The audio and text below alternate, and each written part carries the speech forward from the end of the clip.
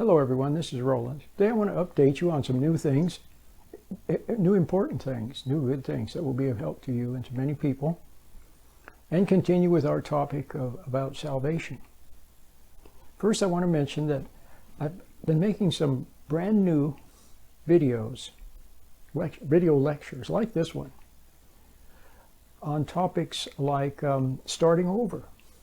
12-part series on starting over. See, a lot of us have made a lot of mistakes in our life. In fact, we all have. At a certain point, it'd be nice to start over again. Well, you can, you know, but you need God's help. And, quite frankly, you need the meditation. You need the meditation because right now you're too caught up in your thoughts. You are in a hypnotic state and you don't even realize it. A hypnotic trance. Sometimes mild, so mild it's not even evident. But there you are. The proof of it is that you're lost in thinking, imagining, planning, scheming, worrying, thinking about what happened, what she said, what he said, what you're going to do, what you're going to eat, where you're going to go, what you're going to buy. See? Constantly lost in thoughts. Now it's like an alternative reality, but it's not reality. It's not reality, it's illusion. You're lost in the illusion. What do they say that most of the, 90% or 99% of the things that we worry about never happen anyway? Because it's just a figment of your imagination. You've heard a figment of your imagination. It's all a figment of your imagination. Thinking over and over again about what happened or what you're going to do, and planning, and it's all imagination. It never matches the real moment. You know that's true, and here's proof. Especially those of you who are parents, or anyone really, who you wanted to confront somebody about something, or point something out, okay? And then you planned in your mind what you were going to say, and you thought about how it was going to go and what you were going to say. And then when the real moment comes, if you bring forth what you had pre-planned, you fall flat on your face. It's wrong. The timing's wrong. The energy is wrong. The motivation is wrong. Everything is wrong. And it's not. And there's no love in it. There's no spontaneity in it. See?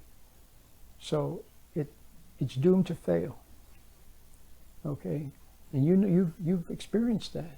And you've also, when the shoe is on the other foot, when people have something planned to say to you, remember when your parents talked or authorities talked at you instead of to you?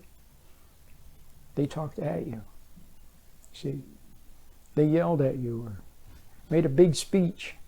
And it was all wrong. They got it wrong. So now you see the problem with dwelling in your mind. Okay? So the alternative to that, what is the alternative? Well, the alternative is what the great mystics have found throughout history. And it's what people like Moses, Noah, Isaiah, Jeremiah, Enoch, Elijah, Christ, Paul, John. It's like people like that. Ruth, see? And Mary Magdalene after she got better.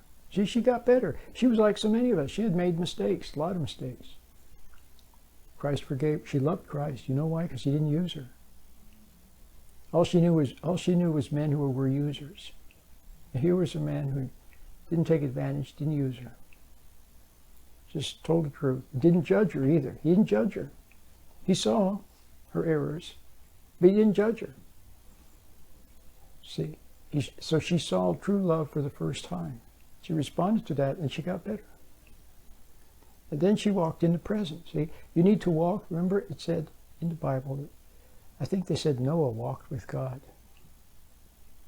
Okay, and someone else was a friend of God.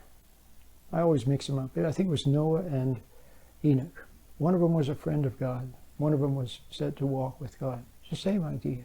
They lived in the light, in the present. See, not in their imagination. They lived in reality. They loved reality, and they loved God. And that's where you find God. When you come out of your imagination, you find Him. What happens when you come out of your imagination? Lost in your, whatever you're lost in. Plus you get lost in things like video games or work or trivia or texting, you find something to get lost in. What happens when all of those things are gone and you have and there's nothing on the horizon to look forward to, and you don't have anything to text, and see, then what? Then reality, you begin to feel anxiety as reality begins to dawn. See? Well, that's good, because you're experiencing reality. The only problem is you've never wanted to experience reality. You wanted to escape from anxiety into the comforting, velvety darkness of the imagination. But you know who consoles you down there, and who distracts you, and ultimately who tortures you down there? It's the guy with the horns. See, that's who you're going to eventually find in your imagination, in your thoughts, in the thought stream. So you got to come back to reality, okay? So anyway, starting over. I talk about starting over. Some important aspects of it, like letting go of grudges, using the meditation, so on, okay? So these videos, I call them Shedding Shackles. Shedding Shackles. I have a new website, Shedding Shackles, and these videos. So what you have to do is look at the little description underneath this video. When you go to YouTube, you'll see the little description, and then it'll have the link to it, okay, to the Shedding Shackles website and the Shedding Shackles videos. Okay, now I even put it on my Talk to a Pastor blog. If you go to my Talk to a Pastor blog, then it's up at the top. Okay. If you go to talktoapastor.org, then it's not there yet. I'm going to put it there. Right now, it's the Talk to a Pastor videos.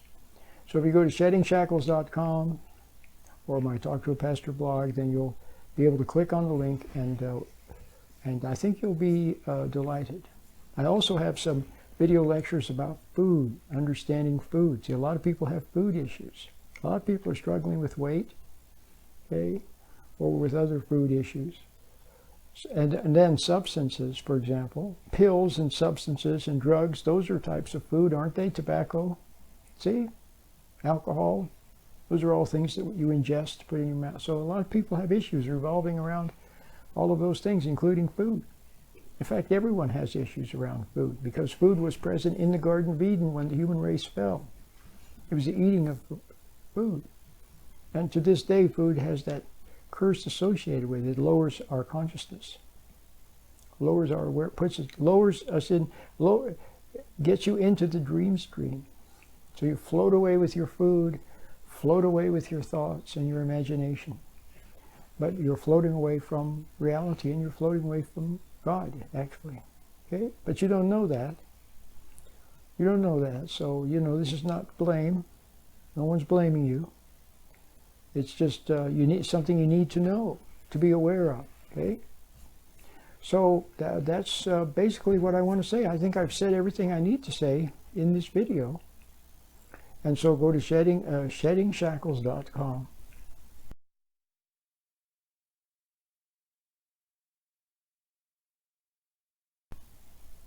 and watch some of the new YouTube videos. I think you'll find them very enlightening, okay, and fun, and informative, and helpful. Especially if you just want to get started. You're just getting started.